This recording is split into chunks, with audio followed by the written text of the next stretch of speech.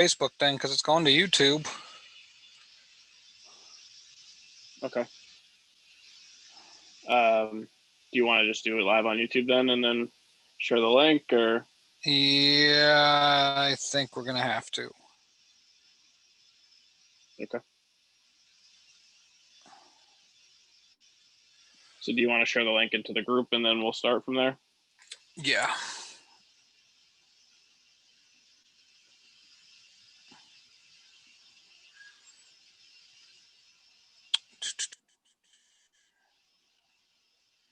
Live on YouTube. Okay. Now I got to figure out how to get the link.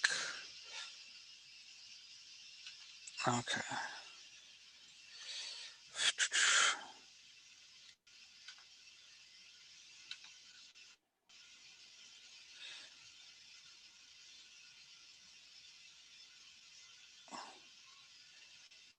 Football Live. And then just hit record once you share it into the group. Okay. It may take a second though. Yeah, that's fine.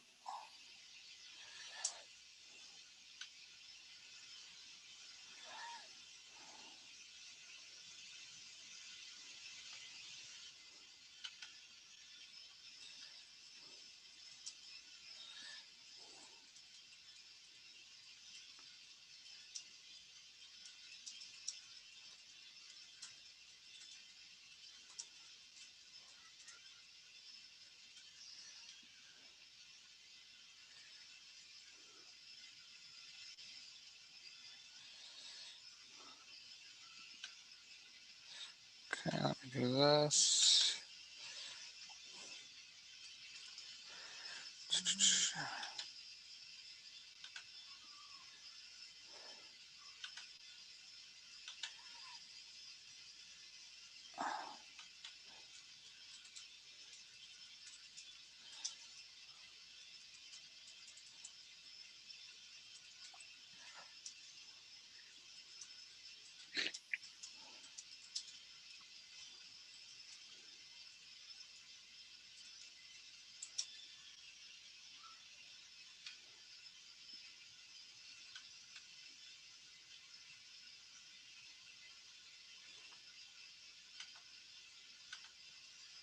Okay, recording in 1, 2, 3. What is up, Football Life? Thank you for hopping over to YouTube with us on this show. If you're watching us, you see I'm doing the Black Panther symbol. This show is dedicated to the late, great Chadwick Boseman, our Black Panther, who did some prominent football roles as well. We're going to talk about that in a little bit. This is Football Life presents The Audible. I am your host, Randy Hammond, joined by my co-host, who battled through some technical difficulties just now, but he's here. We're here. We're ready to do this, Matt. How you doing, buddy? I'm doing good, Randy. You know, trying to make it through this crazy technological world of ours and Zoom not cooperating with Facebook. But you know what?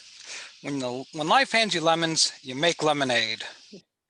And you know what they say, athletes adjust no matter what. So we're here and we're going to do the show a little bit different, but I hope you guys can join us over here on YouTube today. And we have a loaded show for you today, I'd like to think. And today's September 1st. So that means fall is in the air. Spring is in the fall's in the air. Football is in the air. I got to watch a little college football over the weekend. I'm so excited about that. You know, we're less than 10 days now from the start of kickoff next Thursday, Matt. Can you believe how close we are to football? I'm so excited. It's right here for us. It's all right here. It's less than a week and a half away now for some of us, and it's just so tantalizing. Chiefs, Texans, Watson, Mahomes. It's going to be an epic Thursday night battle. You just get ready for it, man. It's just college football feels different. It feels like it's got the weight on it. So I'm not sure if I'm into it as much, but man, I'm all goes for the NFL right now. I'm ready. We've gone through a lot this year. I think we all could use some football, and we're right there. Kickoff is so very much so close, and I'm so ready for it. But we have football news to talk about, and there's been a ton of football news since the last time we spoke to you guys.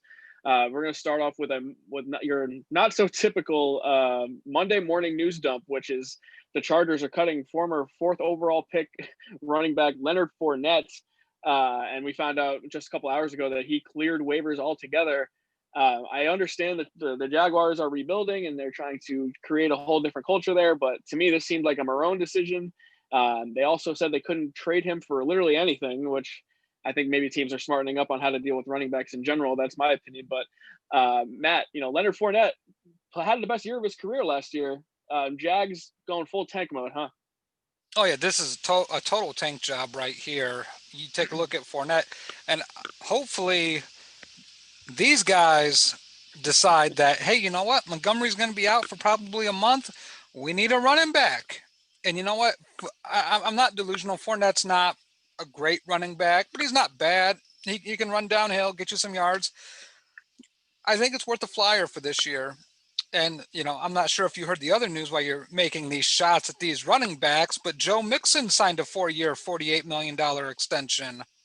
Yeah, I mean Mixon also had a great year last year for the Bengals, and it's not a whole lot of money. That's the end of the day. Like you're not paying a guy more than 50 million. I'm kind of okay with it, but at the same time, it's a lot of years. So you're kind of hoping he doesn't wear down, and I think the Bengals are gonna utilize him a lot in the next 2 years, especially while they kind of ease in Burrow to be the guy here. So Mixon, it's deserved. He had a great year last year, but at the same time, Fournette, I know his numbers are good. Everyone kind of giving me crap all day yesterday about how he had more rushing yards than he had and had more catches, and he was super effective, and his yards per carry was over 4. Just watch the tape, man. He's not the same effective, explosive guy that he was at LSU. I know he had a bad offensive line, but I don't know, Matt. When you watch the tape before Net, he doesn't do anything that really stands out to you. I think the most telling thing is you could take a look at the tape, and obviously the offensive line was porous. Being the worst in the NFL, I don't know if it's the worst, but I always look at yards after contact, and it wasn't really all that impressive. Just him reading the holes and hitting them, I feel like there's a little bit of a delay for him to process that information, and it just makes it hard for him to, get those extra yards. So I don't want to say that obviously it's a bust pick, the fourth overall running back, it was kind of risky to begin with, but I think Fournette could make a decent career for himself. Kind of what we talked about last week to end the show was touchdown poaching. I could see Fournette landing in a very comfortable role, poaching touchdowns from some running backs in this league. Yeah, so many teams do the running back by committee thing now, and the Giants did this thing way back in the day when they were still good, where they had the Thunder and Lightning style, where you had one quick guy and you had one bruiser. Where Fournette could totally be the bruiser in this scenario. He could play the Brandon Jacobs role for a team. And for me, the team is the Chiefs. The Chiefs drafted this guy, Clyde Edwards-Helaire, in the first round, and he's the guy because Damian Williams opted out for this season. So for me, if the Chiefs want to take a flyer on a guy to just be a nice piece to complement Clyde Edwards-Helaire, why not be Leonard Fournette? He's kind of the opposite sort of guy. He doesn't have great hands. He's not super quick, but like you said, he could be the goal line, short yardage guy. And maybe he'll come and he'll be motivated to play for the Chiefs and maybe win. Who knows? A couple other landing spots I could see for Leonard Fournette before we move on. The New England Patriots, their running game is kind of a mixed bag of guys who have been around forever. That, Sony Michel, they drafted in the first round. That was probably a mistake. They have James White, who's always in the mix, Rex Burkhead, and then they signed Lamar Miller a couple weeks back. Okay, Lamar Miller. All right, I mean, it's 2020. Let's move on here.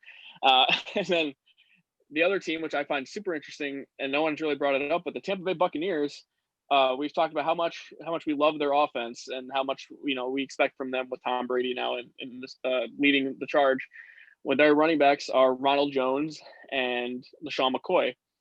Why not bring in a guy who had success last year in the same state, just used to the warm climate, and see what happens? Again, maybe he's going to be motivated when you bring him in with a chance to win. Who knows? I think the Jaguars became a toxic situation, which led to some bad attitudes all around, and that's why they're blowing this thing up. So that's also why, I mean, we're not going to get into it on the show, but they also traded Yannick Ngakoue for not a whole lot this week. I mean, the Jaguars are totally just blowing this whole thing up. And my last point here is this is all in for Trevor Lawrence now. This is the Trevor Lawrence sweepstakes, and they are putting their hat in the ring and said, this is our guy. And, I think that they're the prime candidate for him. I think that they're going to lead the charge, and they're going to be the team that is the worst team in the NFL and ends up with them. Oh yeah, I think that's a foregone conclusion. But I'll say this: I mean, we thought Miami was going to tank. We thought Miami was going to be the worst team in the NFL. I don't think we took into account how good of a coach Brian Flores is. So Yep. I think at the end of the day, when we look at the Jags, I don't know where they win a game at other than Detroit and maybe Houston, but Hmm. that's kind of a stretch. But we go through it. I mean, maybe the Washington Football Club's worse than them, but it really feels like it's Maybe. Washington or the Jags for Trevor Lawrence, and neither situation appears too appetizing. Yeah, it's kind of feels like we're like the Bengals were the clear cut favorite after all those injuries to get the number one overall pick. I think at this point, we all thought it was going to be the Dolphins last year, and ended up not. So we'll see what happens. But I think you're right with those two teams being the top two contenders. Another running back, and this came out just a couple hours ago before we got it came on the show. Alvin Kamara and the Saints might not be doing too hot together right now. It came out the Saints are willing to trade their feature running back, who has injury issues, but also has been sitting out practices in hopes to get a contract extension. He didn't demand a trade. He didn't request a trade, but the Saints came out and said we are willing to trade him if we have an offer. Which, if you look at the Fournette situation, they couldn't even get a 7th-round pick for him. So if they want something of value for Kamara, I feel like that is not going to happen. So I love Kamara, the talent, but I don't feel like they're going to get a lot in return. What do you make of this Kamara situation? It really feels like the running back market's like one of those bear markets that, you know, you're not going to get a lot for some guys that produce. Kamara doesn't scare me as much. I think in the right system, he'll be more than adequate. It doesn't make much sense to me when I look at the Saints why they would want to trade him, why they would be open to it, because his skill set's so unique to that team. It's not like they have another guy in there that's going to catch 80 passes and probably run the ball for No. 150 times. And that's the formula for Kamara. You want him to run it 150 times, and you want him to catch anywhere between 80 and 100 balls. Mhm. Ideally, that's what he is. But he also wants to get paid, and I don't think it's one of those situations where he's going to get paid what he wants to get paid. They probably offered, I wouldn't be surprised if they offered Joe Mixon money. He's Yeah. probably seeing, like, well, no, I kind of want that 15, 16, $17 million a year deal. It's going to be real hard to move him. I don't think they're going to get a deal that they want for him, and I don't think he's going to get the contract that he wants either. Yeah, this could get complicated because I kind of agree. They're in a middle. They're kind of in a rough spot where he's not worth the money he wants, and the trade value isn't going to be. They're not going to get in return what they would like to get for him. He's perfect for their system, but it is a system at the end of the day, and they play in a dome. So I think he's benefited from those things as well. However, their backup is Latavius Murray, who is one of the better backups in the league. He's a hard runner. He's just not the same skilled running back that Kamara is. He doesn't have the pass catching abilities. He doesn't have the shiftiness that the Kamara has. He's more of a downhill runner who will break through tackles, but he doesn't make a lot of guys miss. Ultimately, Kamara, I think, does have value to the Saints, and I think that they were a different team when he wasn't 100%. And he adds an element to with Breeze and Mike Thomas that they sort of have this Steelers big three situation where they had Bell, Antonio Brown, and Roethlisberger. They have these two elite weapons on offense with Breeze. You take away Kamara, and then it's just Mike Thomas with like an aging Emmanuel Sanders and a Jared Cook who's unreliable. To me, it makes more sense for the Saints to hold on to him than to trade him. So if I was the Saints, I would want to hold on. I would try to get a deal done here. But if they trade Kamara, there's some options, and it's the similar options to Leonard Fournette, where the Bears probably aren't going to give up too much, although it is the Bears, and you know this better than anyone. They've done some questionable things before. Not saying it wouldn't be a good move, but if they gave up a second or first round pick, but I think that's what the Saints are looking for here. The Bucks, which is in division, so I don't necessarily think that would happen. But the Patriots, I could totally see the Patriots making a move here. And if you pair Kamara with Cam, that is a good looking offense to me. Especially you could run so many RPOs, and Cam's really good about the checkdowns, and he was really good with McCaffrey in his first year as well. So, where do you think Kamara ends up here? I think he stays with New Orleans, and if for our viewers that have seen the NFC South episode, it's like I said, this is Breeze at the OK Corral. This is it. This is the year.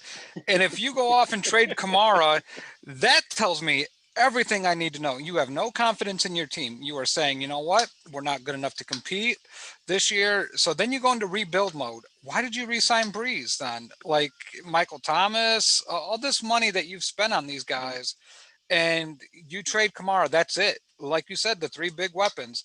I don't know where they get that production from, and it is going to be a huge hole, a hole that they're not going to be able to fill.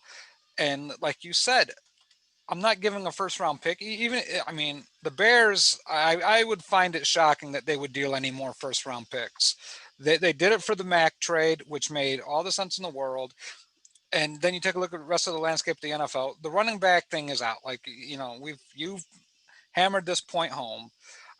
Barkley was a unique talent. He got picked second. There are some other running backs that got picked. Higher than probably what a lot of people would recommend. But why do this? Austin Eckler was an undrafted free agent. He doesn't have the same type of the skill set is similar, but he doesn't have the same upside as Kamara does. But Kamara was a third or a fourth round pick. It So was a fourth rounder, yeah. yeah, so it's not like, oh my God, this unique talent. I think they keep Kamara. I don't know what his status will be after this year. I don't think he's a free agent because I think they picked No, up his fourth year option. So right, they did. yeah, so I mean, he's got 2 more years in New Orleans. Maybe you trade him next offseason, but not this season. It's not happening. It's funny you mentioned too, because Kamara was a fourth rounder in the same draft that Fournette went fourth overall. When you look at the guys drafted after Fournette, it almost makes it seem like every one of those running backs was more valuable, especially where they were picked. And Christian McCaffrey was taken 4 picks later, and you wonder, what the Jags would be like now, if they drafted McCaffrey instead. Although you look at the value of running backs, this is the point I've been saying this whole time. They're not people that you need to win football games. You need other factors, and this is a complementary piece that you have when you're ready to win. And I just want to make you feel good about your Bears here before we move on. That same draft, the Bears obviously drafted Mitchell Trubisky, and they get crap to this day for not drafting Deshaun Watson or Patrick Mahomes. The Jaguars drafted Leonard Fournette, and they passed on those quarterbacks because they had Blake Bortles, and they were all in on Blake Bortles. I'm sorry, that is worse. That is worse than what the Bears did. The Jaguars should be ashamed of themselves. How they went from the Final Four in the AFC Championship game against the New England Patriots. They took a lead into halftime. And 3 years later, now they are one of the biggest jokes in the NFL. You got to blow the whole thing up right now. You see, that warms my heart, Randy. Some Bears love here. You know what? Yeah, we took Mitch Trubisky. We traded up for him. Maybe the 49ers weren't going to take him. And I will defend this to my dying day. Yes, we missed on Patrick Mahomes. Obviously, that point is clear as day. The only thing that I could gripe about is I wouldn't have picked Patrick Mahomes in that spot. I don't think anybody would have picked Patrick Mahomes at that spot. Deshaun Watson seemed like he should have been the pick there. That was kind of where everything aligned to, like, get Watson, all the experience and everything. And I'm not saying Watson doesn't have holes in his games, but holy shit, could you imagine this Bears team with Deshaun Watson? You pair it with that defense. I mean, we're talking Super Bowl contender. Look, but the excitement from you, I would understand at that point. Yeah, well, we've got Nick Foles, so don't worry about it. But anyway, but yeah, teams miss on things, and I wanted to ask you about this question because I think it's an important question to ask. Let's take a look at the running backs that were drafted in the top 10 the last couple of years. I'm going to name a few. I think Todd Gurley was one of them. I think he got drafted at number 10 overall. CMC, Christian McCaffrey, Zeke Elliott, Saquon Barkley, obviously Leonard Fournette.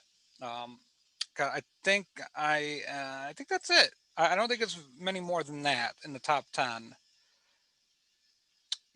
But with that, no, I think that's basically all of them. Yeah, so we take a look at that. One running back really stands out as not being like the rest of them, and that's Fournette. Coming out of college, Fournette wasn't raved as this dynamic guy that could catch passes. Now, Zeke kind of carried a similar stigmatism, but Zeke could catch. Zeke doesn't get enough credit for his catching ability. He just runs the ball so damn well that they don't need to pass it to him. So. Yeah. And Zeke was lauded as like the greatest pass blocking running back ever. Like Zeke had so much more to offer than Fournette did at that point. Yeah, and to Zeke's credit, he's lived up to it. He is a fantastic blitz pickup running back, and obviously his running style speaks for itself. And I think his pass catching is a little underrated. But yeah, I mean, guys like Fournette, I will agree with you there. Do not draft guys like that fourth overall. CMC, I get intrigued by running backs that can catch and get yards with the, per Mhm. catch, not only, along with their yards per carry. So I think that makes a difference in where you select a running back. That's why I think Barkley went too. If Barkley couldn't catch the football and have that dynamic playmaking Right. ability out of the backfield, he's not going number 2 overall. But the Jags front office, when we talk about first round picks, Bortles, Blaine Gabbert, Justin Blackman, Ugh. Leonard Fournette, like the list goes on. And I forget the offensive tackle. Was it Luke Jokel that I think they picked? Luke Jokel. Yes, Luke Jokel. I mean, just horrific drafting. You brought in Tom Coughlin. It didn't fix the problem. There's so many issues with the Jags. And Ryan Shiner brought up a very interesting point that I don't think, should be discounted. Maybe they're going to be so bad, not only will it be Trevor Lawrence, but it will be Dabo. Wow. That would be something. I never even thought about that possibility. I thought he was a Clemson lifer, but that would be interesting. Yeah, just blow the whole damn thing up. Your franchise sucks. No one cares about you. Dabo's a Bible nut anyway, so he'll fit right in. That town would eat that shit up. Like he is Florida man before Florida man was even thought of. Dabo is Florida man. Then you get Trevor Lawrence. He gets his coach. You get a little buzz down there in Jacksonville. Still, no one's going to go to your games because you suck ass. But you know what? They're going to be so bad, everything's going to go.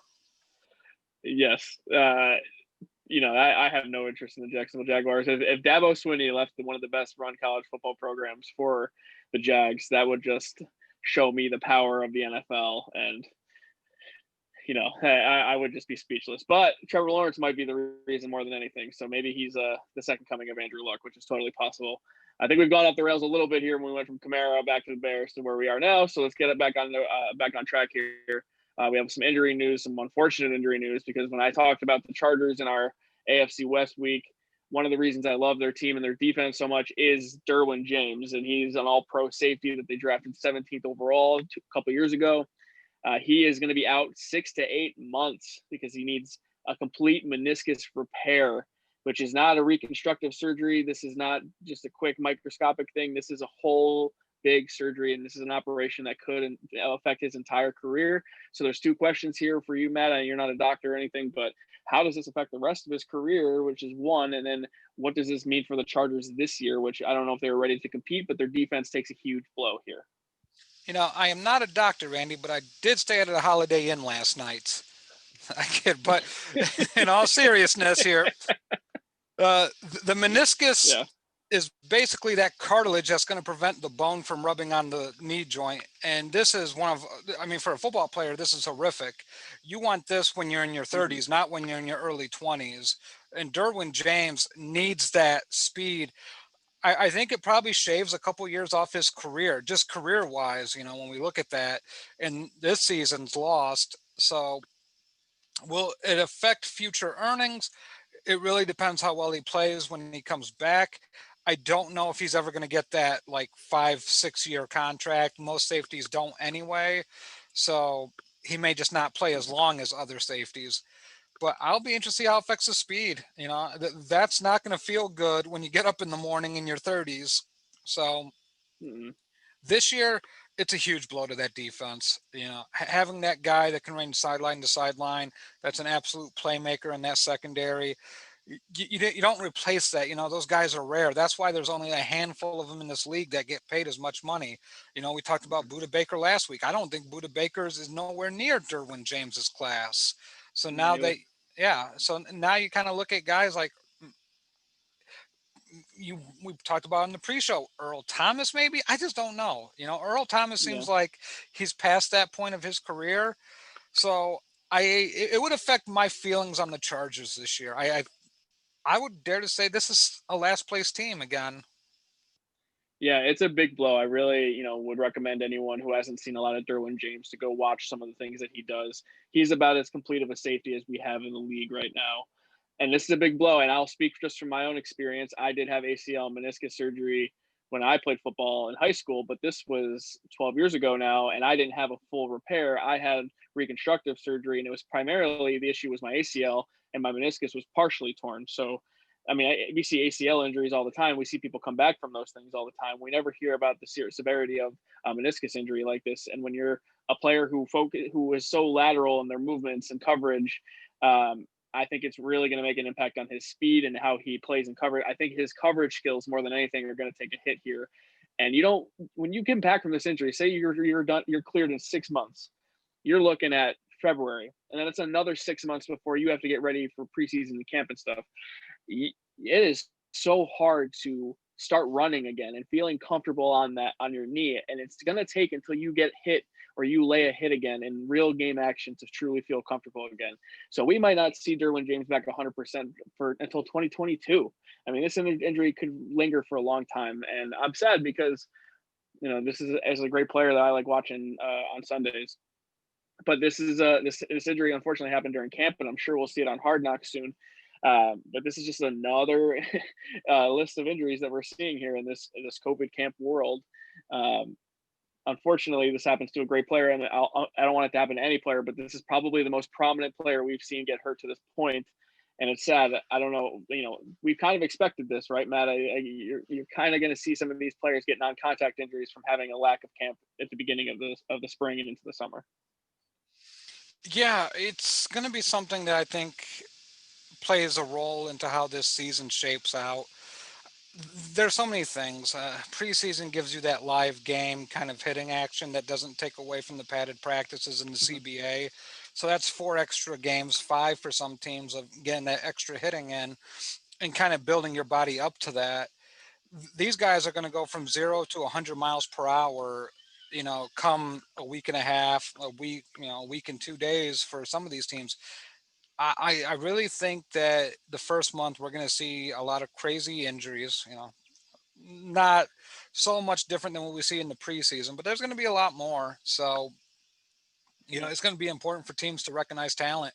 And these undrafted free agents are going to play such a huge role into what these teams do. Like I was reading about the Bears with Ladarius Mack today.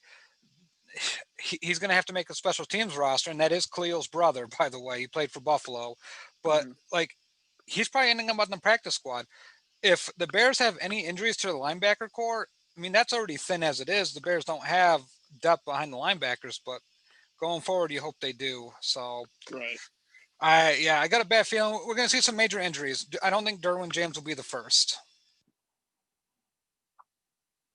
He's not the first, and I just think overall he's probably the biggest name and the best player we've seen get hurt in camp so far. Which leads me to my next thing. It's not as serious, but it's also not that surprising. Philadelphia Eagles quarterback Carson Wentz is day to day with what they're calling a soft tissue issue. Um, Carson Wentz, he had that one year where he, 10 games, 13 games into the season was an MVP candidate and then blew his knee out in that game against Los Angeles. Carson Wentz is the guy I would peg as the most injury prone NFL quarterback today. Not all that surprising. Do you think this could linger into the season, Matt? Yeah, I think for Carson Wentz it will. I think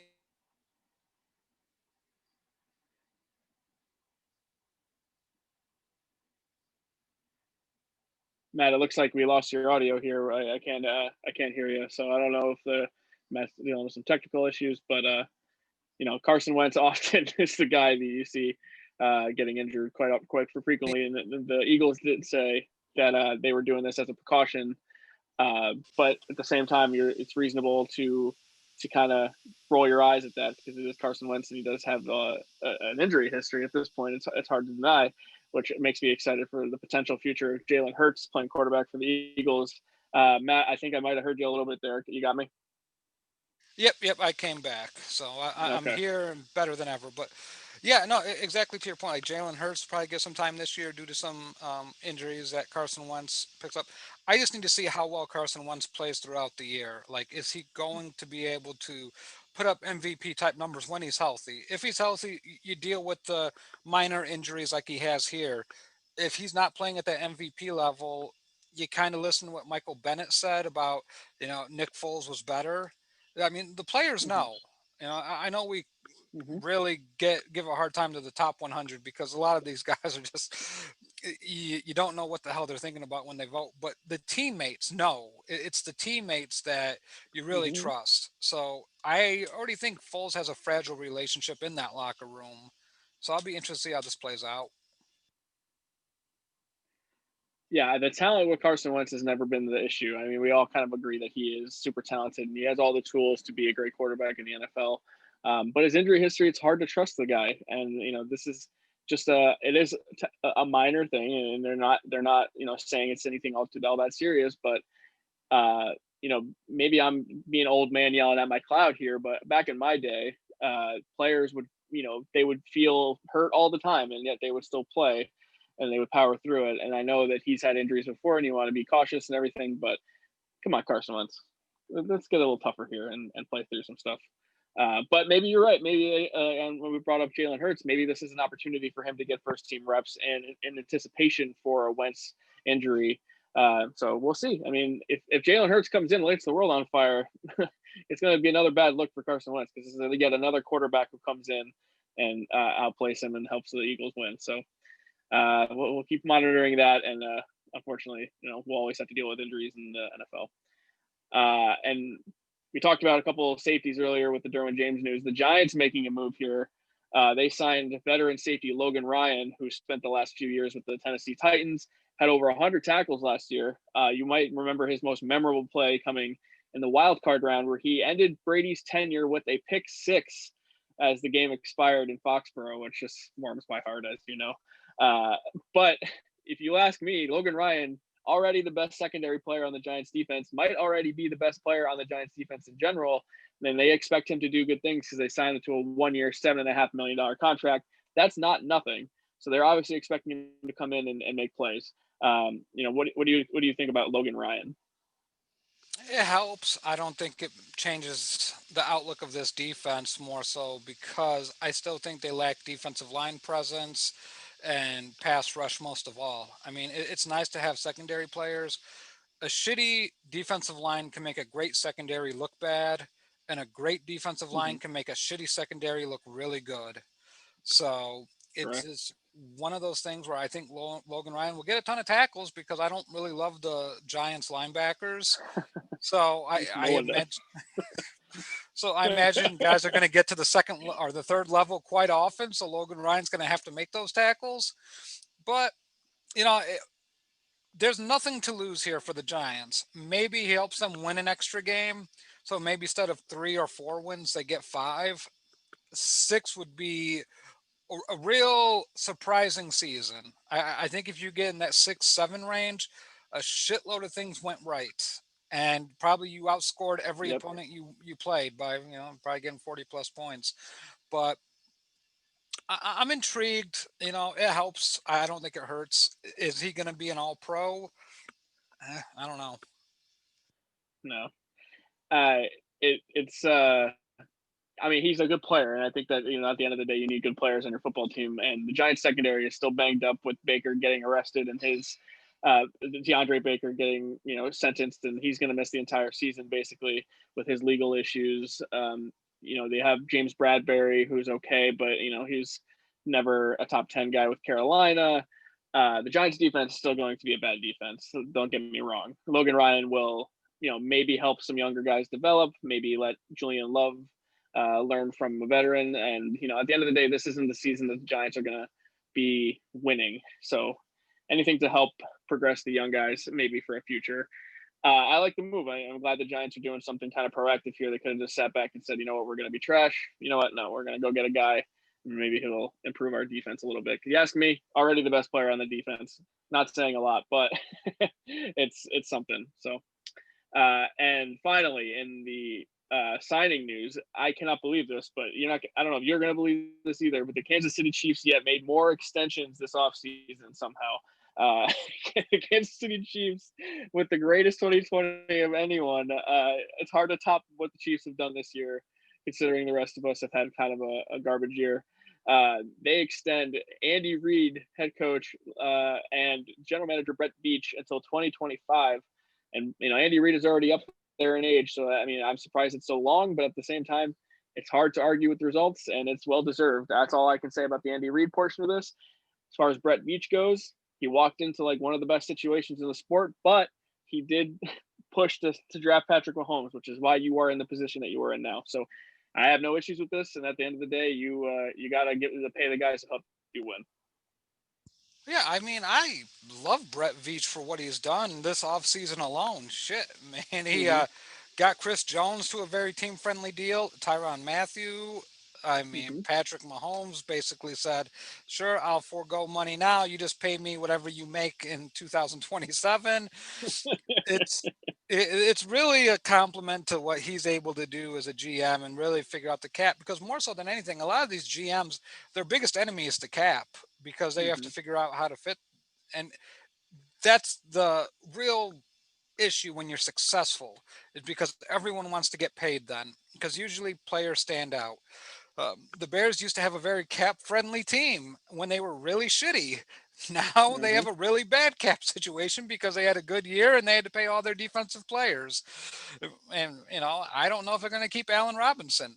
So, what Brett Veach has done, I tip my hat to him. And Andy Reid. What more can you say about Andy Reid? The man is an institution in the NFL. I know he gets a lot of crap for the big games that he lost, but he won one. It took Patrick Mahomes to do it, but Patrick Mahomes did it along with that defense. Mm-hmm. But I think we can all say that Andy Reid should stay in the NFL as long as he wants. The players love him. Obviously, that team will fight tooth and nail for him, and I don't think you take that Mm-hmm. lightly. So, and it also helps when the coach and GM contracts don't count against the cap. So, maybe they should for Kansas City. Yes, of course. Yeah, maybe they should. And I don't know anyone who hates the Chiefs or hates Andy Reid. Andy Reid is a hidden gem, and I'm glad he's sticking around. I love watching the Chiefs. I love his offenses. For the longest time, you make fun of him for the way he handled the clock at the end of games, but I think that narrative is kind of past us now. So good for the Chiefs. I'm glad someone is making the most of this 2020, and again, happy for my buddy Tanner, who is probably enjoying this year as a Chiefs fan more than anything. Okay, so that's basically all the contractual, not so serious news. We do have a little bit some serious news to talk about, which is the NFL is now taking on the investigation into the Washington football team and owner Dan Snyder. We had talked about with Vince in our NFC East episode about how 15 former female employees of the team accused high-ranking team officials of sexual harassment within the organization, and now last week there's another article in the Post that published another report alleging former senior executives of instructing employees to create a behind-the-scenes video of cheerleaders for Snyder and his buddies, which is just gross, man. It's if you read the details of the video, it is like the creepiest of creep things here, and it's sad and it's unacceptable. And I don't know if this will be the thing that gets Snyder to sell the team, but this feels really, really just disturbing, and I think it will eventually lead to that. But the NFL is taking on this investigation, Matt. If not now, when, right? Yeah, this, like we talked about, being one of the worst situations for Trevor Lawrence to fall into. I mean, could you imagine being the number one overall pick and you have to go into Washington? And I feel bad for Ron Rivera for the situation he's been put in. This situation, I I'm trying to think. Maybe Marge Shot with the Reds. This is comparable to the Mets' old ownership. Mm-hmm. I'm sorry, the Dodgers with McCourt. That, Bernie Madoff Mm-hmm. with the Mets. I mean, there's so many things here that make you really like, this situation is toxic. It's bad for the NFL. I think Snyder would do himself a world of favors if he just sold and went into seclivity, just seclusion. Bye, Dan. Never hear from you or see you again. Make your money, whatever. We don't care. But this is just a mess, and I don't think there's a way out of it for Snyder. I don't think it's a way out of for the principal owners of the Washington Football Club. You take a look at the past statements, Mm-hmm. and it doesn't help them in this instance. Like, there was no compassion towards the team name. Um, it didn't even seem like they wanted to listen to people. And now you bring up these sexual favors types of deal that the Post is coming out with. I don't know how this sticks. With Snyder, I think you have to say enough is enough. It's time to go. And this is irreparable. Yeah. I think of like, and it's still fresh in my mind, which is the Donald Sterling situation in the NBA with the Clippers, where they caught him on a recording saying some, very sensitive things, especially that would be in, today's world, especially. But this is just a representation of how you treat employees and how you treat them behind the scenes and how you feel about them. And obviously, women aren't your players, but at the end of the day, when you run an organization or you run a company, you have to treat everyone with respect and treat everyone equally, regardless how much you're paying them. And it is clear to me that Snyder, does not treat certain people the same way as others, and that's unacceptable to me. You cannot treat women, especially the people you employ for entertainment purposes, like they are meat. At the end of the day, you cannot. How you treat. Well, I judge a lot of people on how they treat women. I really do, and it shouldn't be that complicated. And unfortunately, some men just don't get it. So I'm kind of over the Snyder experiment. I'm ready for this to be over with, and I hope he does sell the team. And I hope give me Jeff Bezos, and let's move on. We'll never have to hear about the Washington owner ever again. The Uh, Washington Amazons. I'm up for it at this point. They might be a better run. He might just buy every great player there is and not care about the cap or anything. Who knows? He's got more money than God anyway, so who knows? But that's the serious stuff going on in Washington. As far as our weekly COVID segment, which is something we've embraced, I think. The numbers were good for the NFL. They were down to just one player on the COVID-19 reserve list, and then we get news today that the 49ers linebacker and 49ers linebacker Fred Warner and 3 other players were placed on the COVID-19 list. Which 4 players, not a whole lot, which is good numbers. I mean, low, not a lot, which is good. But Fred Warner is a good player, is an impact player for the 49ers, and it looks like they're going to miss him for week 1, possibly week 2. Matt, I'm just going to ask you, how does that impact the 49ers defense early in the season? It's huge because he's the one that's getting everyone into position and where to, especially run stuffing lanes and adjusting the line and, calling the defense. So even though he has the green dot on this helmet, his intelligence and his playmaking ability really became, really a standout star. I don't think Warner, um, I would give him the star label because he was every bit as good as everyone was saying he was in San Francisco. He really developed into a really good player. So this hurts. Now, if he's just out for 3 weeks, he misses week 1. I'm not going to say it's a huge situation. I would want to know his symptoms. Like, is he asymptomatic or does he have the Yeah. fever and everything else going on? Because, I mean, even Freddie Freeman talked about, he got up to 104.5. And for those who don't pay attention to baseball, Freddie Freeman plays first base for the Braves, all world first baseman. Yeah. And he wasn't feeling right for a few months. And, Yohan Moncada for the White Sox is still experiencing COVID symptoms in his lower body. Mm-hmm. Just his legs, he can't get his legs loose. So it's just one of those situations. How is Fred Warner going to come back and how severe is this? So, I mean, it could be huge. Yeah, we've seen some people have the after effects for this. So I mean, it's not fair for me to assume that he's just going to come back and be his same self. So that's a good point. I hope he's doing well, and I hope he kind of come back and play for the 49ers because obviously they need him, and for his own personal health and well-being, I hope he is okay. So the other names added to the COVID-19 list yesterday were Carolina Panthers defensive back Derek Thomas, New Orleans Saints running back Dwayne Washington, Atlanta Falcons defensive end Stephen Means, and yes, of course, Fred Warner. So there are 5 guys now on the COVID-19 list, which isn't a lot, and that's good. I mean, the season's 9 days away now, so that is a good trend, and I hope they continue with that, and I hope they continue to do the right things. It's good on the NFL for that, and I hope Fred Warner and the rest of those guys are okay. And then we have some college news, and just a gross situation here. We're a Power 5 conference. The Big Ten is voting to reverse their decision on the cancellation of the 2020 season. They are now postponing the fall season, which there's no confirmed plan in place for when they will play. Perhaps it could be November, could be December, it could be January, which sounds like a mistake to me. But the president got involved a little bit today, Matt.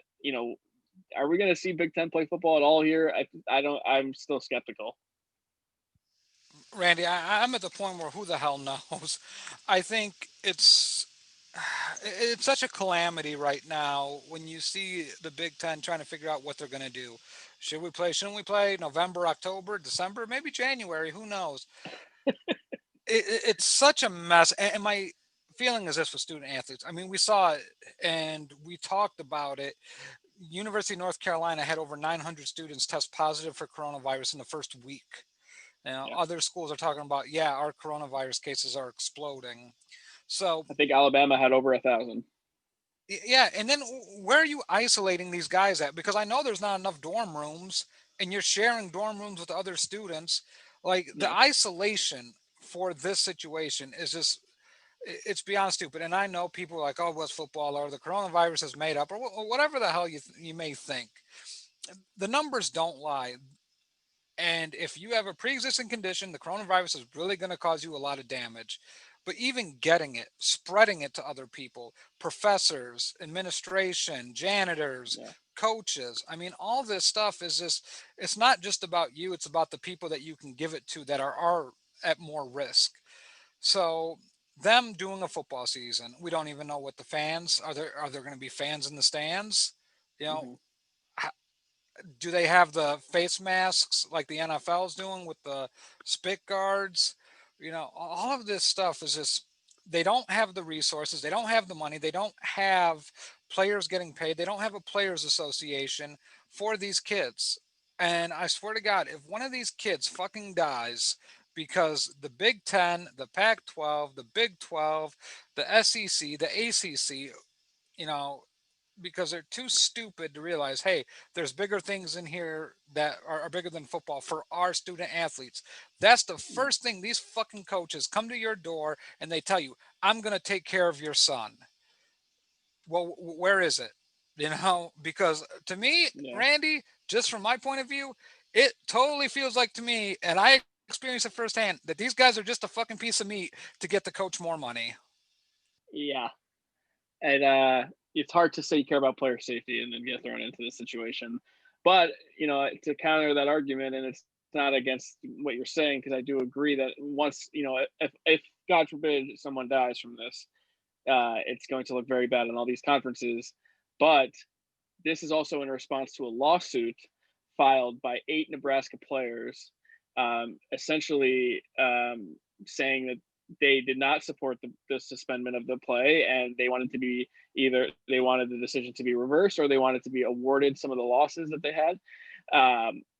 These kids at the end of the day they want to play, and I think that it's a tough spot for these conferences. It's a tough spot for these coaches. Like the players only have a certain amount of eligibility. They're only young for so long. These guys find value in playing football, and it's.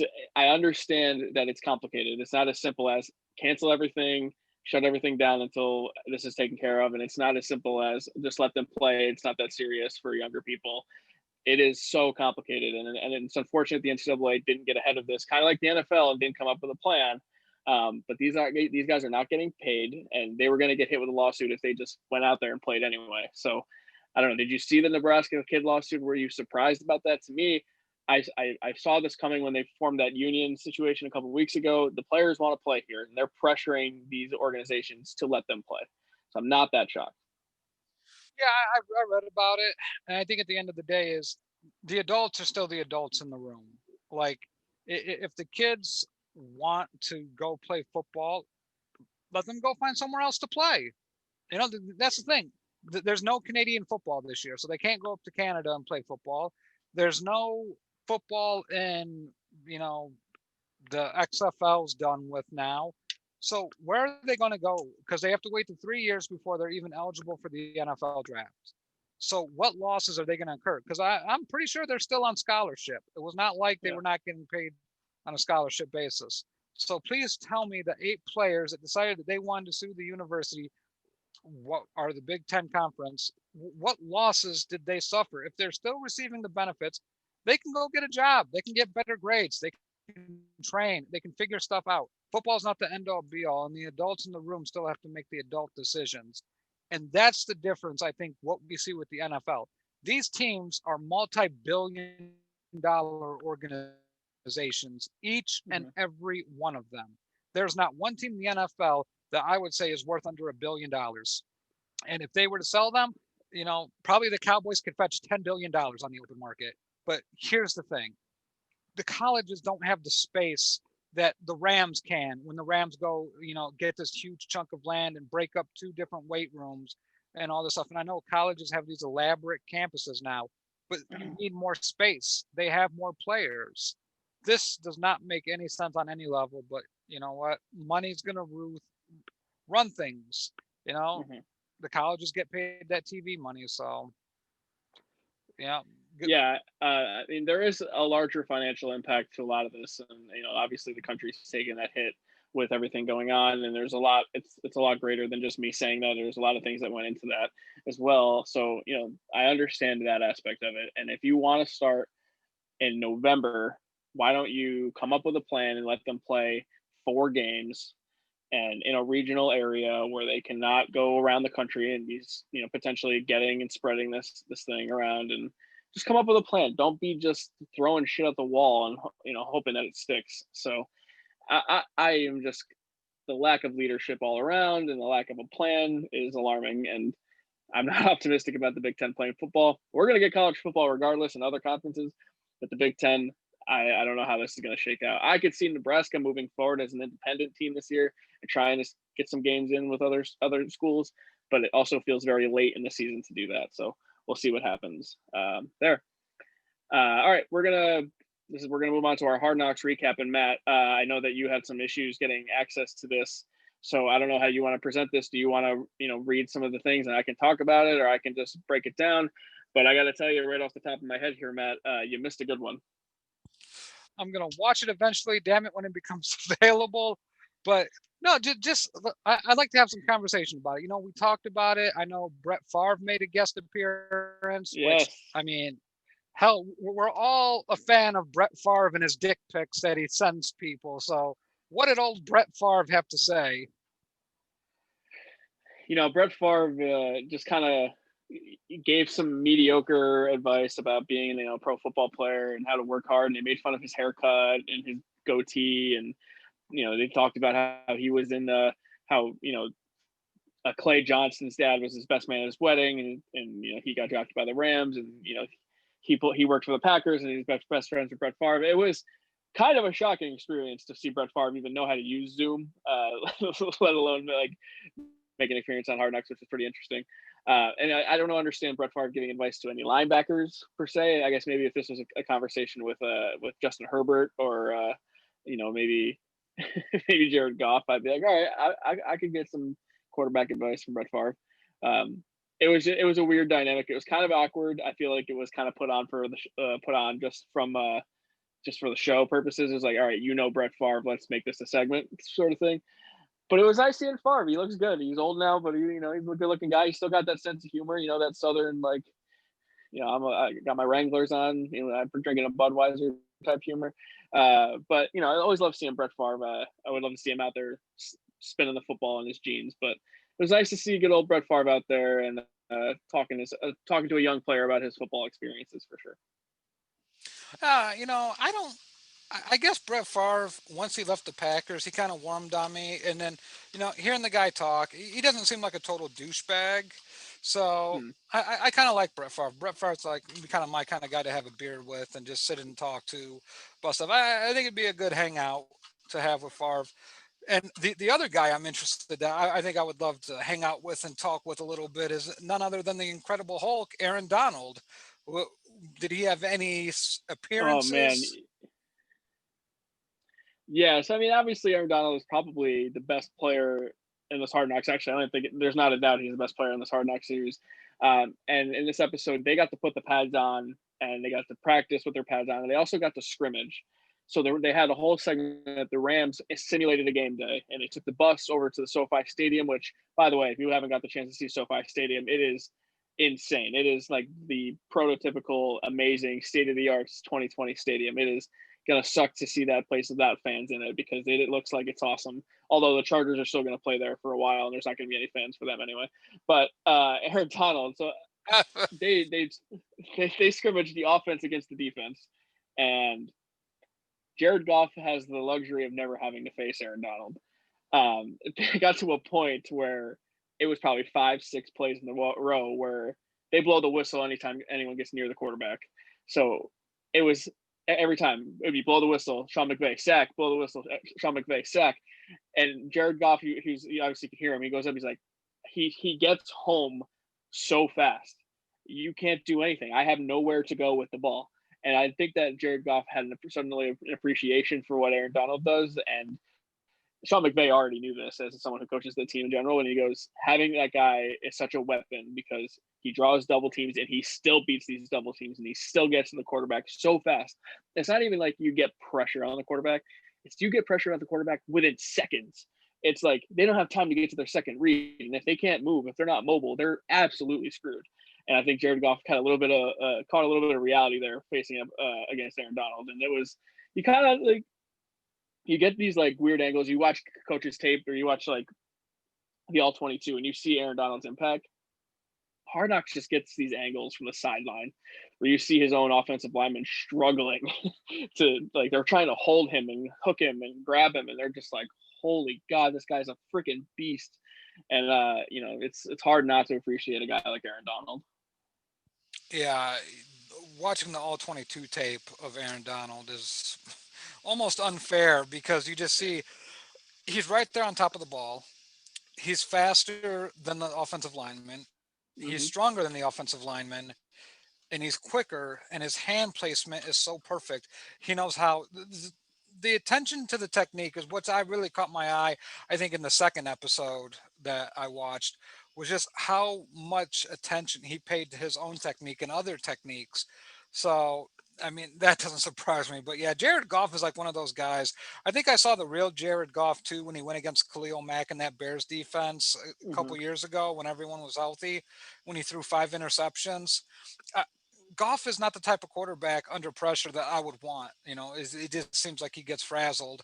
So I think that speaks volumes about where the Rams are at quarterback. But I'm glad to hear Aaron Donald is dominating, the California pretty boy and Jared Goff. So way to go, Aaron. Um, Yeah. Go ahead, Matt. I was just going to ask, any other takeaways from Hard Knocks? I can't think of the cornerback that I love for the Chargers. That's always like the big talker, small guy, Deontay, I think it's his first name. So Dante Dion had a little bit of a couple moments here where he, how he was the guy in the first episode kept talking and he's kind of like this annoying gnat that's around everyone. Oh yeah. But they called him like a fringe roster guy, but when he's getting ready for the game, he's all like singing and dancing, and he's like his energy is contagious. I mean, at the end of the day, you're having fun when you play sports. I think that is what was lost in professional sports a lot of the time. What strikes me is his energy and how happy he is to be there, but it doesn't take away how hard he works and actually how pretty good he is at his job, because when he got in there at the scrimmage, they showed him playing really well against Jalen Rigor, the guy who we mentioned a couple weeks ago. Not Jalen Rigor, I don't remember the guy's name, Guillen or maybe, um, the wide receiver for the Chargers. And Rigor. yes. Wait, no, I'm thinking of someone completely different. He was playing like someone like a third string guy for the Rams, and he was breaking up plays, he was making tackles, and he seemed to be the guy who caught on in that second and third unit when he was on the field. And he made plays, and I think he had a play at the end where he undercut Robert Woods. He was out there. Woods runs a button hook, and he cuts in front of the hook, and he has a pick right in his hands. He drops it, but the fact that he jumped the route, everyone loved, and they're like, "That's a great read." At the end of the day, you got to catch that ball, but that's a great read at the end of the day. So he had a nice moment or two in that episode. But some of the other takeaways I had, and I'll just talk about it right off the bat. You would have loved this. There's a receivers coach for the Chargers who comes out and they're watching tape, and he says, "If you don't want to block, you're not going to play here. If you're not going to block, you're not going to play here, period." And he's like, you're not going to get the ball if you don't block. He's like, block first and think about the rest of that stuff second. And then they cut to a part where they're actually at practice, and Anthony Lynn's yelling at these guys, and he says, he's getting on this guy's case, and he's like, "What, you don't want to block?" He's like, "Blocking is an attitude." And I was like I just got the biggest smile on my face. I was like, yes, like these guys, especially these diva receivers and some of these skill position guys that don't want to get their hands dirty. You got to block, baby. That's how the offense goes. You got to put the man on man, 11 on 11. You got to put your body in front of someone else and block somebody. And I just love the blocking is an attitude line right off the bat. And that to me is Anthony Lynn really establishing a culture there. It's a t-shirt. It's a t-shirt ready to go, man. Blocking is an attitude. I uh, fucking love that shit. I knew you would, and I just smiled like ear to ear when I heard him say that. I'm like, yes, this is like. I don't know how many other coaches like. I'm sure they do stress it, but it's just nice to hear them getting on their case, especially these young players. Like, hey, you want to stick around, you're gonna have to block, and you don't worry about getting the ball this time. Get out there and be physical. I love that. Yeah, There completely.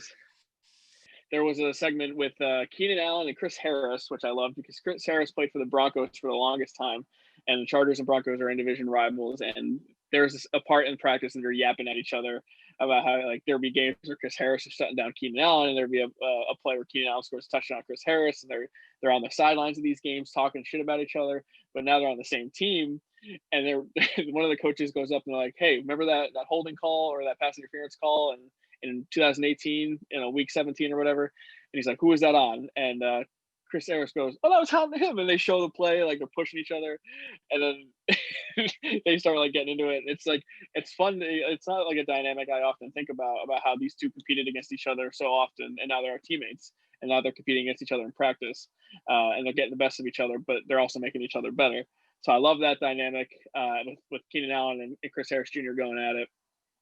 One thing I didn't know, which is interesting, but Melvin Ingram wasn't practicing. He was at practice, but he didn't pad up and he didn't suit up. He was kind of coaching up the defensive line because he wanted a contract extension or basically a pay increase. And what they loved about it was that he didn't just sit out and just say, "I'm not coming until I get more money."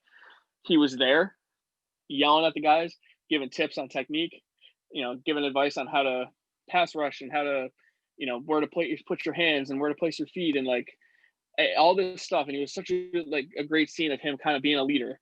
And then there's also a scene with Anthony Lynn talking to the defensive line coach in his office saying like, "I just love that he's out there." He's like, I wish we could get this thing situated because I want him out there playing, but I love that he's out there because that's leadership and that's experience that we're looking for. And then eventually they don't extend him or anything, but they guaranteed his salary fully this year so that he got all his 14 million was fully guaranteed. And then he put on the pads after that and came out and practiced and played in the scrimmage after that. So that was something I didn't even know, which was cool. But during the segment from Melvin Ingram, he's rapping on the sidelines with like some of the linebackers and some of the defensive end, and he's like just freestyling just random stuff. And then they go and he's in the studio rapping about like life and some real stuff going on in the world right now. And he's like, "I've always been someone who loved music and I'm an artist at the end of the day. I love doing this stuff." And it added some sort of like background info on a guy. He's not just more than just a football player. And I think that's cool. Which, you get the chance to check it out. Melvin Ingram. I mean, he has some lines. He's good. He's got a good voice. I think that's, a big part of being a performer. How you sound is a lot of that to me anyway. It's not always so deep. Uh, and there was another thing I wanted to talk about. Let me just find it on my recap here.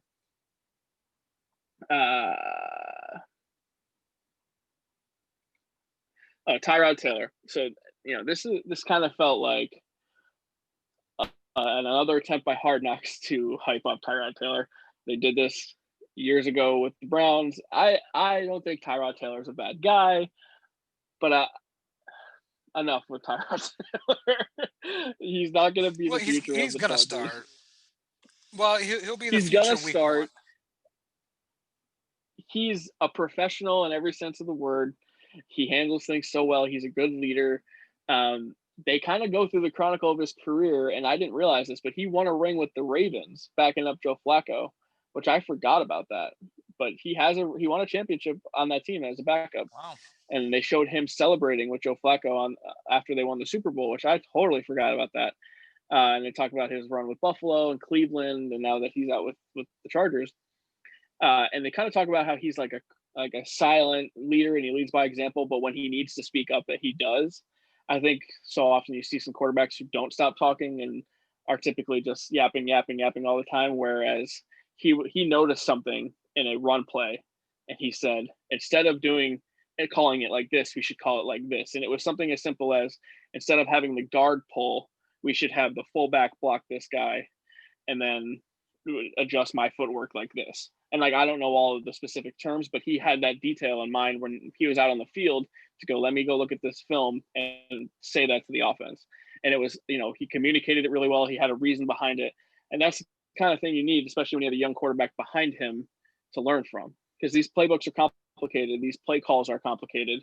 And some of these like basic techniques of a quarterback now are complicated. So I think that part has value, but the Tyrod Taylor thing, all right. I'm kind of over it. I don't know about you.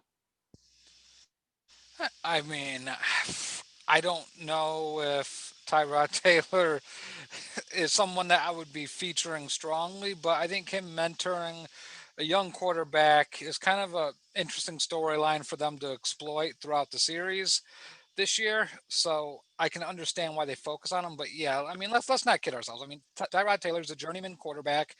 Um, I don't think he's ever going to start for a team that has Super Bowl aspirations, but he's a good guy to have on the roster. Absolutely deserves to be on a major or an NFL football team, and I would definitely take him as a mentor, a sounding board, someone that may see things. I think he's very intelligent when it comes to the game of football, and I don't think that I would necessarily say that he can't play in this league, but yeah, the thing that he's going to be this next.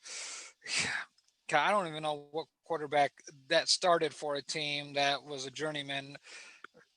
Doug Flutie, I guess, might be under one of those considerations, but no, Trent I'm not. But Dilfer. oh God, Trent Dilfer. Whoo, boy. I mean, Trent Dilfer was a first Yeah, round pick. I yeah, think Tyrod Taylor was what, a second or a third in that's his. true. But yeah, no, Yeah, I like Tyrod as a player and as a human, but not as a franchise altering quarterback. yeah. One more thing on Melvin Ingram that I forgot about that I wanted to bring up. The practice that he comes out with the pads on, he's a really good player. I mean, him and Bosa are weapons to have as pass rushers. And one of the first plays that he makes, he's rushing on the outside. He's just doing a swim move, and they try to chip him with the tight end, which is Hunter Henry in this spot. And he just doesn't even really look like he tries, but he just blows up Hunter Henry. And before Hunter Henry even hits the ground, he just goes, "Weight room, son." And it's a bad look for Hunter Henry because he's a big guy. And Melvin Ingram didn't even look like he lowered his shoulder. He just kind of running. And that was hilarious. It was just a small moment where if you get the chance to see it, Melvin Ingram is a solid dude. And if you don't get a hold of him, that's what's going to happen to you. Yeah, I remember Ingram. It was Just yeah, he's a beast of I mean, this huge guy that's very strong. It really makes the Chargers front really good. Yeah. And then the last thing I wanted to touch on with the episode of Hard Knocks, which is something I wanted to. I'm a big uniform guy in sports, and specifically football. I love uniform matchups. There could not be a greater disparity between quality of uniform between these two franchises. The Chargers powder blue uniforms are just beautiful, and then you got the bolt on the helmet with the number, and both of these teams tweak their uniforms in the offseason. So I'm kind of judging it on that too. I love what the Chargers are doing with their uniforms to get rid of that ugly navy blue, like that Philip Rivers blue that like they always wore during home games, which never made sense. The Rams uniforms are bad. They are not good uniforms, and they are like radiant, and it looks like they have some sort of like fruit roll up type texture. And the white ones are like cream colored. They are worse than the blue ones. I'm out on the Rams uniforms, and I'm out on the helmet, and they did a poor job with that. They could have just went with the twisted T colors, like the yellow and blue, like they had, but no, they had to try to get cute and be futuristic, and it's just I'm not a fan. I always loved the Chargers powder blues. I think those are some of the sharpest uniforms in the NFL. Mm-hmm. I had a feeling the Rams uniforms were going to be a disaster after the new logo. I mean, there was nothing indicating that those uniforms were going to be anything of quality. So, thank you for No, confirming my preconceived notions. Yeah, so they put on the uniforms for the scrimmage, like they said they wanted to do like a game simulation, so it makes sense. But the blue ones are okay; they're not anything to write home about. But the white ones are really bad, and they almost resemble like what I would expect an XFL team to run out there with. So uh, I wouldn't be surprised when you see the Rams make some changes to their uniforms pretty quickly. I don't know if they're like Bucks alarm clock number bad, but they're still pretty bad. So uh, we'll see.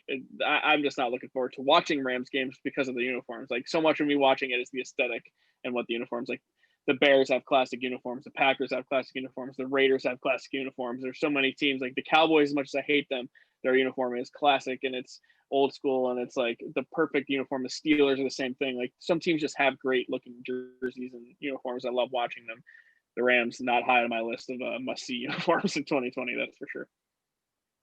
But Matt, Yeah, I mean, go ahead. I'm sorry, Randy, go ahead. No, no, I was no, just no, gonna you say cover.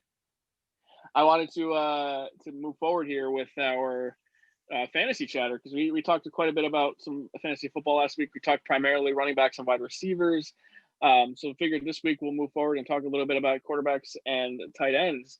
We talked about draft strategy and where we would take certain guys.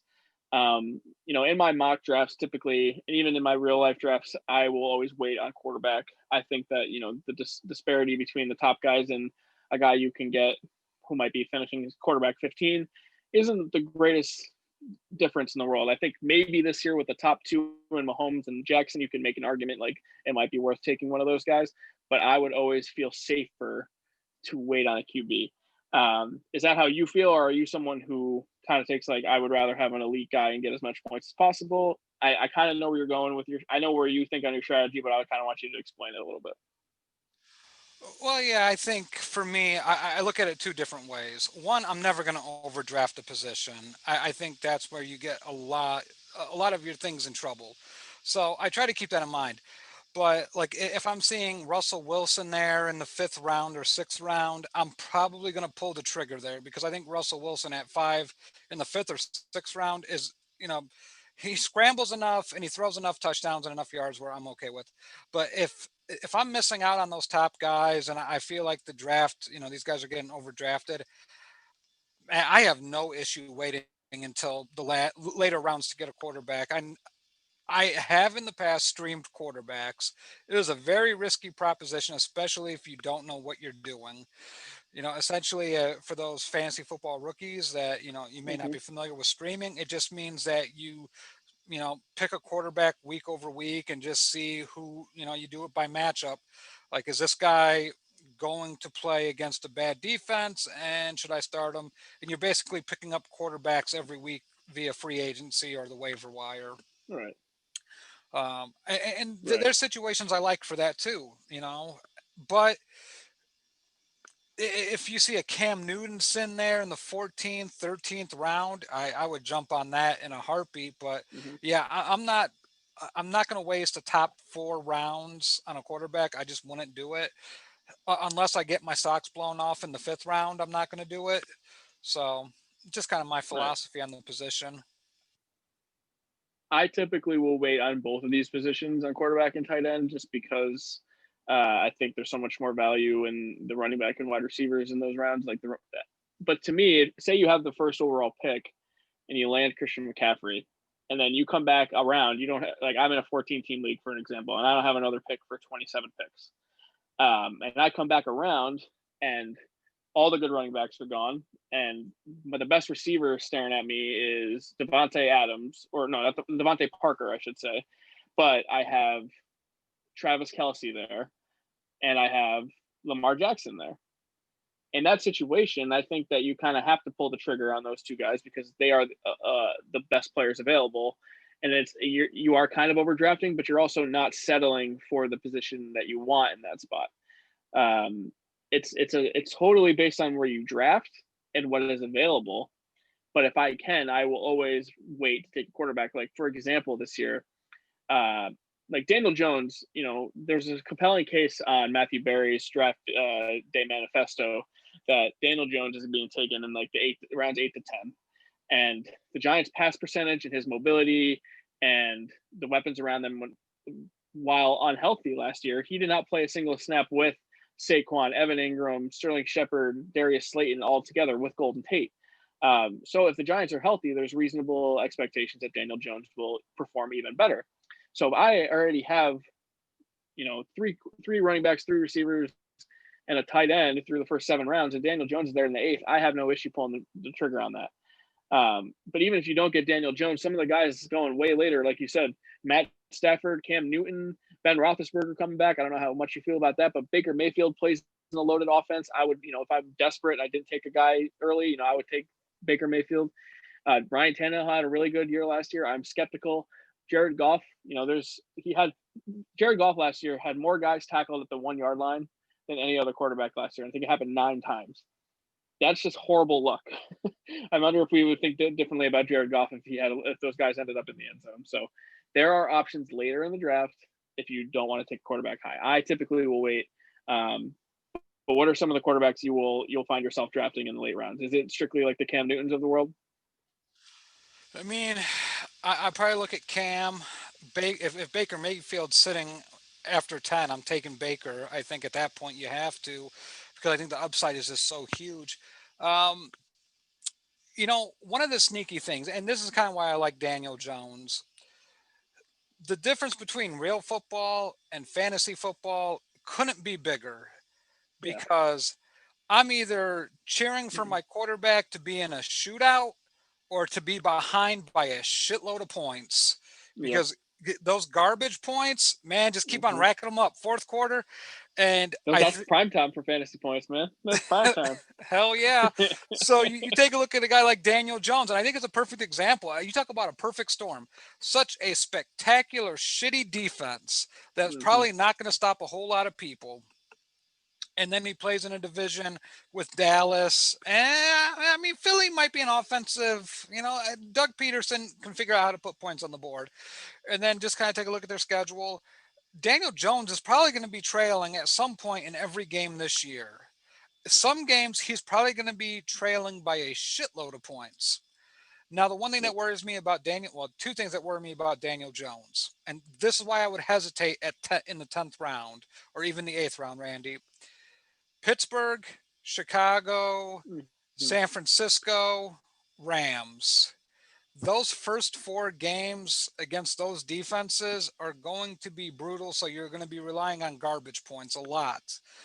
I don't know if I'm taking Daniel Jones because of those first 4 games. And to back up that reason is Jason Garrett. I have no idea how Jason Garrett's system is going to go. So I would probably avoid Jones as my starting quarterback 1. I wouldn't Okay. feel great about it just because I think the start's going to be really rough for him. I think he's going to be a really good quarterback. I just don't like the start. But guys like Baker,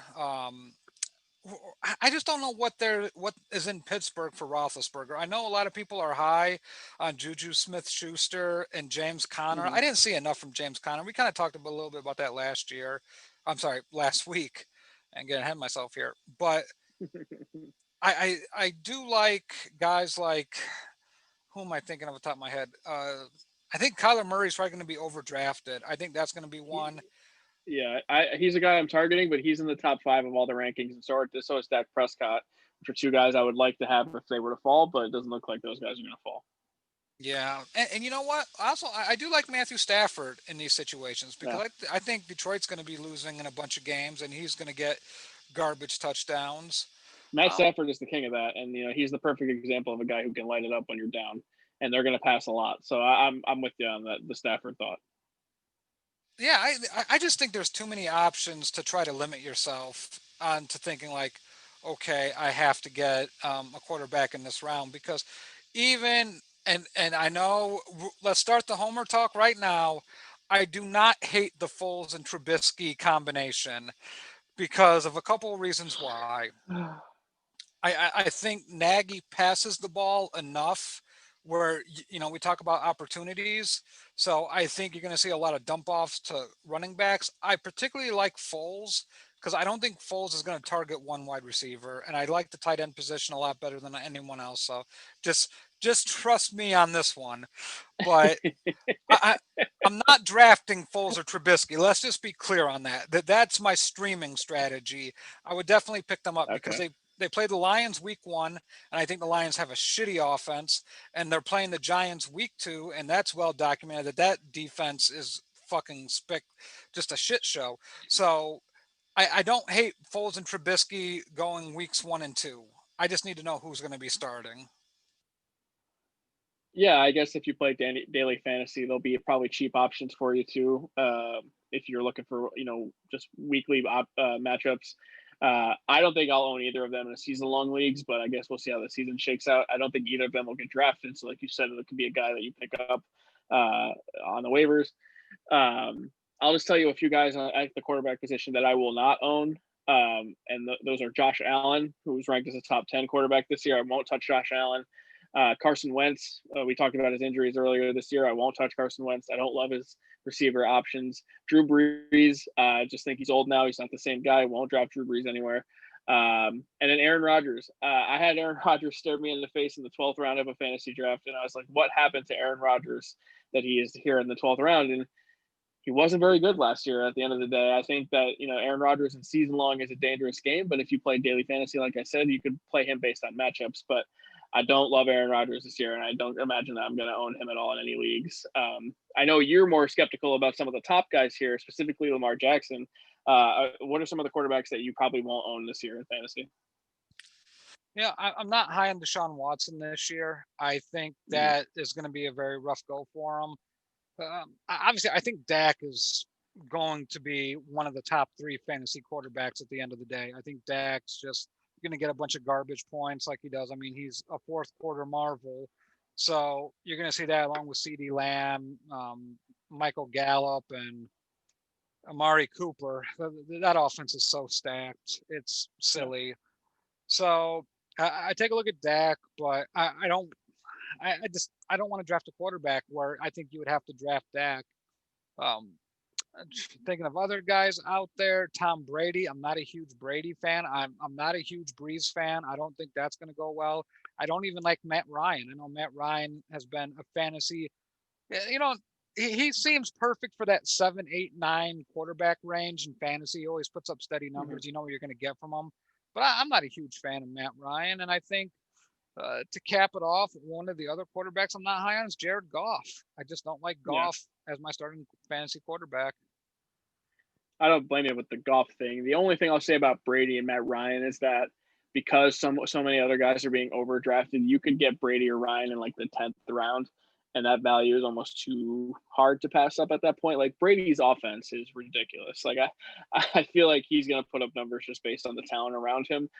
I would pick Brady ahead of Matt Ryan, despite Matt Ryan being ranked ahead of Brady this year. But I just love the potential that offense has. And if it's the 10th round and I still haven't picked the QB and Brady staring me in the face, I'm going to pick him. One thing I noticed too with my mocks that I've done is that people are taking Kyler, Dak, Deshaun Watson, Josh Allen over Russell Wilson, and I don't understand. I love Russell Wilson. I understand that fantasy is different than real life, but Russell Wilson's gonna put up great numbers.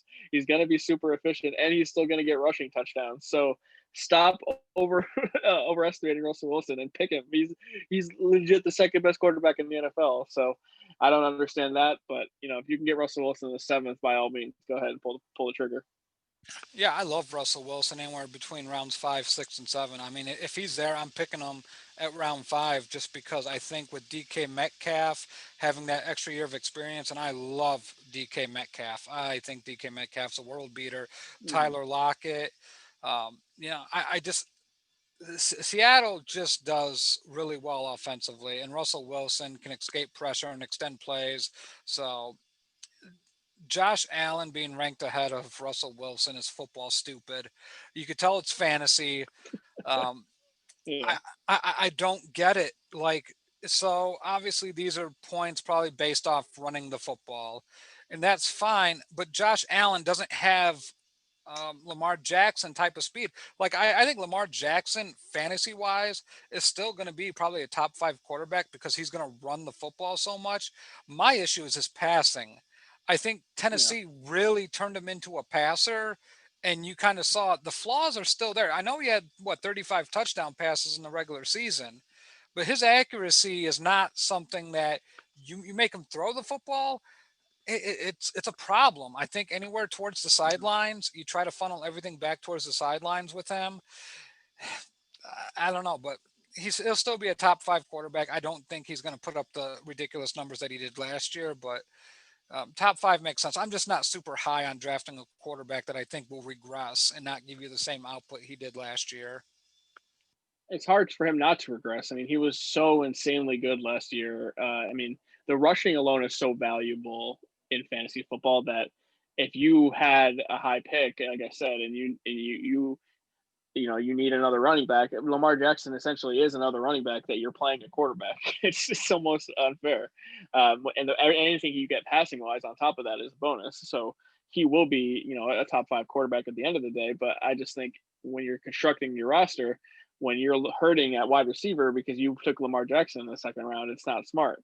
I won my fantasy league for the first time ever last year, and I dominated the entire league. I went 11-2 because I had Lamar Jackson and Chris McCaffrey on the same team. They were the 2 fantasy football MVPs from last year, but I drafted Lamar Jackson in the 9th round, and he was far and away the number 1 quarterback in fantasy, and everyone didn't want to draft him because they didn't know what was going to happen. And I said, you know what? I'll take a shot on him, and it worked out in my favor. But that works because I had other players in place to make me successful. I had Christian McCaffrey and Chris Carson, and I had Allen Robinson and Chris Godwin in place, and I had Travis Kelce. Like, my team was loaded because I waited on a quarterback.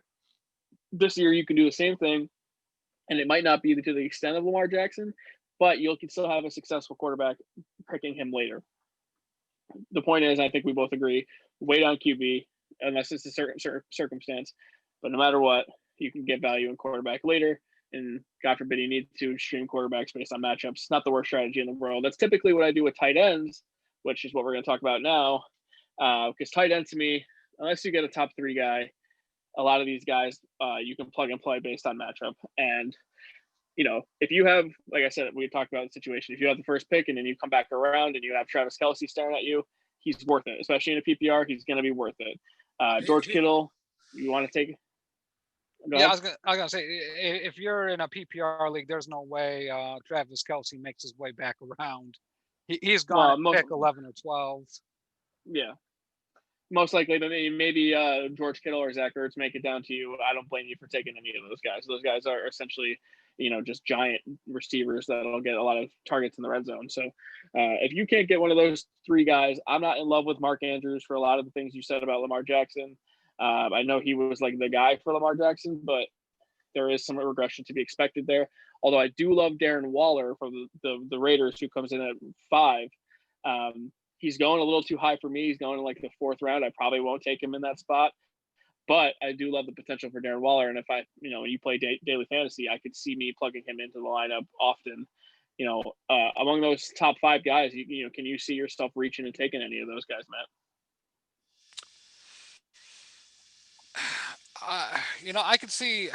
I probably wouldn't take Kittle, and I know that may surprise some people because I don't think Kittle gets the receptions. Like I have no issue taking Kelce in the first round if it's a PPR league. You give me a full point PPR, I'll take Kelce's 85 receptions and 7 touchdowns every day of the week because I know what I'm getting if I'm picking 11 or 12. Kind of like I said, if it's just standard scoring, I agree with you. I would hold off on Kelce until pick 24-ish, pick 28, somewhere in that range.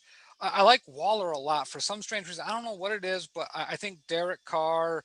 I just see that relationship working. I can see Derek Carr really utilizing him. Um, Austin Hooper with Cleveland is interesting. I like him. Um, Hunter Henry, I don't know. Like, I feel like every year Hunter Henry gets overdrafted and people complain about his production every year. So I tend to put a black check mark next to Hunter Henry as do not draft. I Yeah. think, and the guy that I'm really interested in that I would probably draft, and I know this is probably a late round pick, and that's Jimmy Graham. I think when we talk about tight ends that you can get later in the draft, and that's why I agree with your strategy. Don't overdraft a tight end. take a look at the team more so than the tight end. Obviously, your top three, they're not going to be there.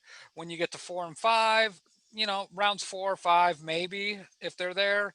But then we take a look at the guys, and the drop off's huge. But the team's going to utilize a tight end like the Bears, the Eagles. I mean, Zach Ertz always puts up good numbers. So I am a huge fan of those Andy Reid disciples. Um, God, I can't think of Indy's tight end. Oh God, Jack Doyle. Jack Doyle.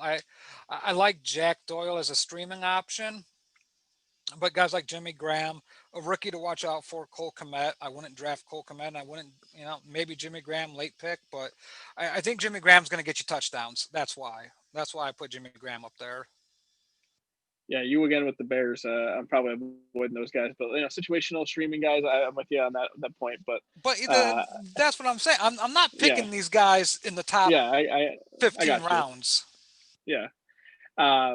As far as like late round guys at tight end that you should consider that I love, Gronk. I've seen Gronk go in like the 10th round, and at the end of the day, I'm gonna pull the trigger on that. I think almost every time, especially if I have my running backs and receivers in place. Hayden Hurst, I've seen go really late, and the Falcons made Austin Hooper into a really successful fantasy tight end. I think Hayden Hurst could have similar success in that Falcons role. Um, Austin Hooper, you mentioned for the Browns, I love him. Mike Gesicki with the Dolphins, they don't have great wide receivers outside of Devontae Parker, and he's hurt. So if Tua gets the chance to play, I could see Gesicki having some success. And then a late round guy a couple late round guys that I really love, Chris Herndon for the Jets. You hear a lot of things coming out of the Jets where him and Darnold have a real good connection. He's going to get a lot of the red zone targets. I look at guys in good offenses too. So like I think Dallas is going to have a good offense. So Blake Jarwin, I could see getting some opportunity based on the receivers that they have. And then a late guy, I'm trying to find his name here, which I can't. So you might know better than I do, but Arizona, Dan Arnold. His very little receptions in his career, not a well-known guy, but I love the offense's potential, and I think DeAndre Hopkins could open up some things. I think Christian Kirk should open up some things. So I think just by perhaps getting some space in the open field and Kyler maybe developing, I could see him having some success. Although I guess I wouldn't draft him. This is a similar concept to your Jimmy Graham thought. I could see him being a guy you pick up early in the season if he's having success. Have you seen anything? You're out in Arizona. Have you seen any hype about Dan Arnold? No, and I wouldn't expect to see. I mean, the local guys will talk about the tight end position, like, oh yeah, Dan Arnold is definitely a viable option. But you take a look at how many pass catchers they have. I mean, DeAndre Hopkins, um, like you said, Christian Kirk, but Larry Fitzgerald's there. I mean, Larry Fitzgerald doesn't drop anything. So you take a look at that situation. I just don't see the need to draft Dan Arnold or even play him. Unless he starts putting up ridiculous numbers, I'm not touching Dan Arnold. I don't feel the need to. I just go back to better options. I Yeah, think Indy has a better option with Philip Rivers, who loves tight ends. He utilized Antonio Gates until he was blue in the face. I like Gronk.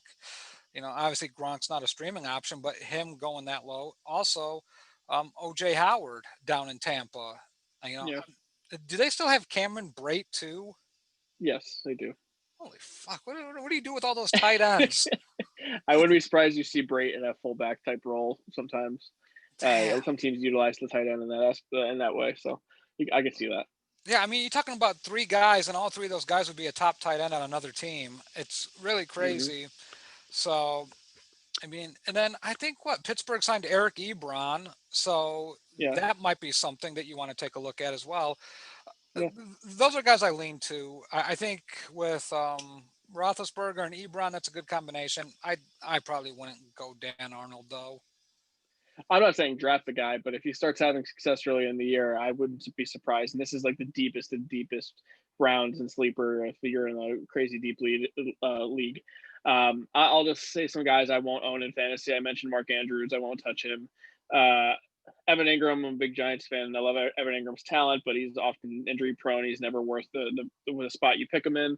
Tyler Higbee played well in the last 6 games of the season last year for the Rams, going way too high for my liking. I will not touch him. Noah Fant, I do love the Broncos offense, but with a young quarterback and all the other weapons, I just don't see how many opportunities he's going to have. And then Jared Cook for the Saints, the definition of touchdown dependent is Jared Cook, and I don't know how much I trust the Saints, so I'm going to avoid Jared Cook basically at all costs. So I don't know. I don't know how you feel overall. I mean, I don't know if those are some of the names that you've been kind of avoiding as well, but what are some tight ends that you kind of no thanks on? I mean, similar guys. I can't think of the Packers tight end, but I Oh, know Jace I've Sternberger. yeah. I'm I not won't touch no him either. yeah. I mean, there's just no upside to that one. But yeah, no, I mean, I guess I'm on the fence about Jack Doyle with Indy. I do like him. I do like Philip Rivers there, but I'd have to see more. But yeah, guys that you mentioned, Noah Fant. I mean, he's just one of those guys I've seen on tape, and I just don't. There's nothing eye popping about it. Like, man, this guy just looks like a boy among or a man among boys. So Right. I just don't feel like there's enough options there for me to feel comfortable with Denver's tight end situation when you have Cortland Sutton and Jerry Jerry Judy and Judy. KJ Hamler. Yeah, there's a lot going on there. But I mean, the thing about Jack Doyle is that if you waited on a tight end and you would need one in the 14th round, he's going to be there for you. So Jack Doyle is a nice security blanket, and I think he will have a decent year with Philip Rivers. Um, so I don't I like the call for Jack Doyle. He's always been pretty reliable, and Andrew Luck loves throwing to him as well. But I recently posted a poll in Football Life about the interest in fantasy football. It seems like we have enough to do maybe two separate leagues here. So, what I want from the group is if you're checking this out, I kind of want some feedback and your ideas because we don't have a lot of time here. Literally, the season starts next week. I want to come up with a plan. My plan, I'm just going to say it out loud now, Matt. I want to get your thoughts. Right now, we have 18 people voted for yes to do a fun league, and that's without our votes. So I figured we could make that an even 20, and then we each could do a 10-team league. And then I'll run one, you run one, and then each week on the pod we give each other updates based on those leagues. I think it could be a fun, interactive way to keep the audience involved. So, what do you think about that plan? Yeah, I think that one works out well for all the parties involved. Yeah, it's a 10-team league, so it's not like an expert league by any means, but you really got to know your stuff at that point too. I think you get to take those players for granted in those early rounds. You'd be surprised who's still there, but you can't get cute. Some other team's going to be more stacked than you. For those of you interested in the money league, I would suggest reaching out to Henry Maldonado Jr. He did say there was a couple positions available. So if you're still looking for a more serious league, that's like $100 buy-in. A little too deep for my pockets, but and I think there might be a couple spots available if you're looking for something a little more serious. Just reach out to him. He's super accessible. He'll get back to you pretty quickly. So yeah, I'm super excited for fantasy. I got a draft coming up tomorrow. I got another draft on Monday. I got another draft next Tuesday. So it's the season, man. I don't know how many leagues are you in this year. I'm going to do 3 this year. I'm getting back in one money league just because I feel the need to, be a degenerate and gamble. And then I'll probably do this league, and then I'll just do another league just for shits and giggles. I'll just try to pick guys. I may just do all homer picks, so Yeah. see how that goes for me. Maybe I know there's this one league that one of my buddies was trying to toss around where you only draft players in one division. Oh boy. So yeah, but it's like a 6-team league. So, Okay. but I think quarterback's the only position where you get to draft from outside your division. So, but every other position you have to draft with inside. So it's different. Okay. Okay. I like that. I always overdo it because I'm an idiot, and I am in 6 leagues this year. And I always stretch myself too thin. But last year I finally broke through and won my league that I've run since 2013. I finally have my name on my trophy, which I wish I grabbed to show you, but it's on my desk, which I will show you guys next week. But finally, my name's on the trophy. Thank you, Lamar Jackson. Thank you, Christian McCaffrey, and others for leading the way on that. But before we say goodbye, Matt, we had an unfortunate situation.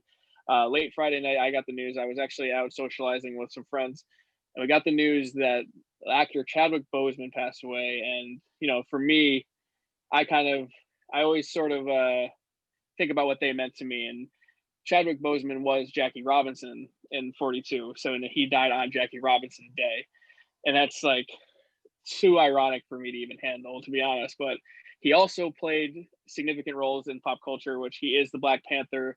one of the most iconic superhero movies of recent memory. And he is a real life superhero for a lot of people for that reason. And he also played two prevalent football roles.